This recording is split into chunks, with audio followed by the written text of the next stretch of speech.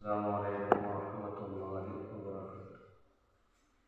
أعوذ بالله من الشيطان الرجيم. بسم الله الرحمن الرحيم. الحمد لله رب العالمين. والصلاة والسلام على سيد المرسلين وعلى آله وصحبه أجمعين. أما بعد. ഇന്ന് നമ്മുടെ ക്ലാസ് ഫാഅ്, ഖാഫ് എന്നിവയോട് ബാഅ് അതുപോലെ മറ്റു അക്ഷരങ്ങൾ ചേർന്ന് വരുമ്പോൾ എങ്ങനെയാണ് എഴുതേണ്ടത് എന്നാണ് നമ്മൾ പഠിക്കാൻ പോകുന്നത്. ഫാഅ്, ഖാഫ് അത് നമ്മൾ ആദ്യം മനസ്സിലാക്കണം. ഫാഅ് എന്ന അക്ഷരം നമ്മൾ എഴുതുമ്പോൾ അല്പം നീട്ടിയിട്ടാണ് ഫാഇൽ എഴുതുന്നത്.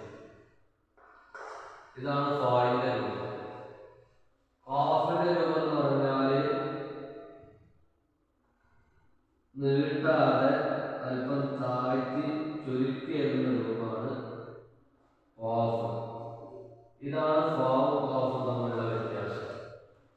മിക്ക ആളുകളും ഖാഫ് ഇടുന്നതും ഫാ ഇടുന്നതും ഒരേ രൂപത്തിലായിരിക്കും.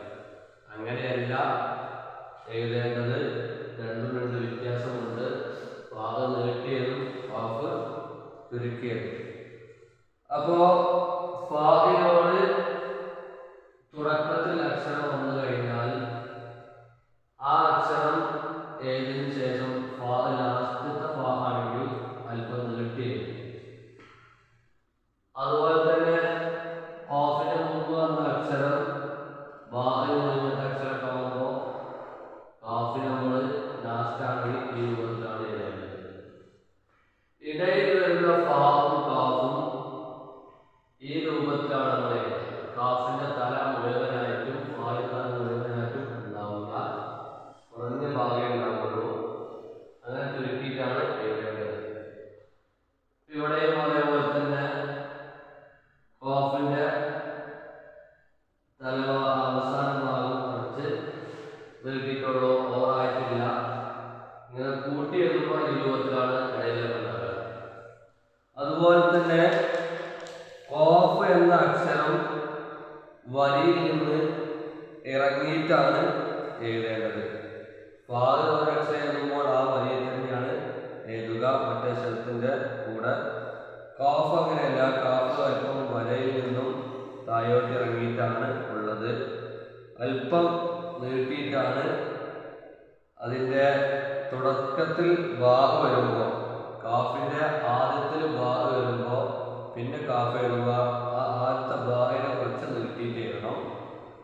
അവസാനത്തിലെ ഖാഫിന്റെ മുന്നിലെ അക്ഷരം വരയിൽ എഴുതുന്നതിനാൽ ഖാഫ് വരയിൽ നിന്നും താഴ്ന്ന് ഇറങ്ങി നിൽക്കണം. അതാണ് ഇവിടെ കാണുന്ന രൂപം. നിങ്ങൾക്ക് കാണാം, ഈ അക്ഷരം നീട്ടിയത് കഴിഞ്ഞാൽ ഖാഫ് അല്പം താഴേക്ക് ഇറങ്ങിയിട്ടാണ് എഴുതേണ്ടത് എന്ന് പ്രത്യേകം മനസ്സിലാക്കുക. അതുപോലെ തന്നെ ഫാഅ് ഇങ്ങനെയാണ്, നീട്ടിയിട്ടാണ് എഴുതുക. ഖാഫ് ചുരുക്കിയിട്ടുമാണ് എഴുതുക. ഇത് രണ്ടും പ്രത്യേകം വ്യത്യസ്തമായ രൂപത്തിൽ തന്നെ മനസ്സിലാക്കണം.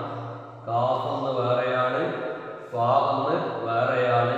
രണ്ടും ഒരേ രൂപത്തിൽ എഴുതിയാൽ അത് ഖാഫും ഫാവും വ്യത്യാസം ഉണ്ടാവുകയില്ല.